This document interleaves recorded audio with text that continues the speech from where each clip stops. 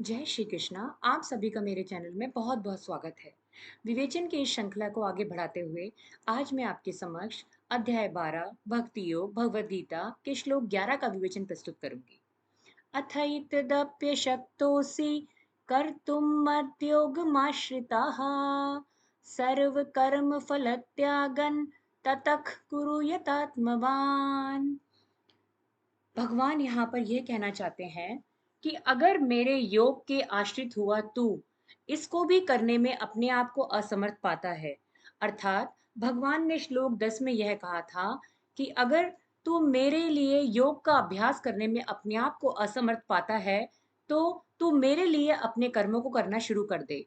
श्लोक 11 में प्रभु यह कहना चाह रहे हैं कि अगर तू अपने कर्मों को मेरे लिए नहीं करना चाहता तो तू अपने मन इंद्रियों को वश में करके संपूर्ण कर्मों की फल की इच्छा का त्याग कर।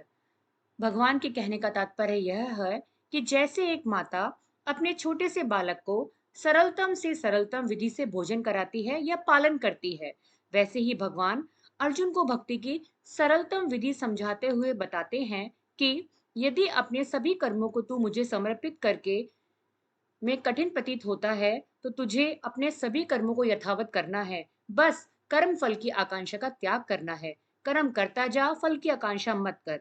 कर्म करने से मुझे यह फल मिलेगा या फिर कर्म करने से मुझे इस फल की प्राप्ति होगी, यह सब कर्म फल की आकांक्षा हुई। बस इस मन से हमें कर्म फल की इच्छा का त्याग करना है। फल की अपेक्षा करते हुए कर्म करना दुख अशांति का कारण है। कर्म करता जा, कर्म करे तो फल की इच्छा मत कर ए इंसान। जैसा कर्म करेगा वैसा फल देगा भगवान।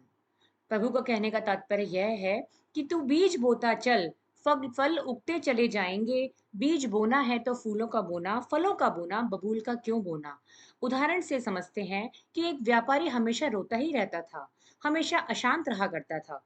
उसकी पत्नी से जब पूछा गया तो उसकी पत्नी ने यह कारण बताया कि उन्होंने शेयर मार्केट में 10 लाख के लाभ की अपेक्षा की थी, किंतु उन्हें 5 लाख का ही लाभ हुआ, 5 लाख की हानि हुई। मतलब लाभ कम हो गया। अर्थात उसने अपने कर्म के फल की इच्छा करी और जब उसे कर्म के अनुरूप फल की प्राप्ति नहीं हुई तो उसका मन दुखी हुआ और वह रोता रहा। इसी प्रकार अर्जुन भी युद्ध क्षेत्र में रो रहा था, लेकिन भगवान द्वारा श्रीमद् भगवद गीता के उपदेश ने उसे सही ज्ञान प्राप्त हुआ और वह शांत होकर सफल हुआ। जय श्री कृष्ण।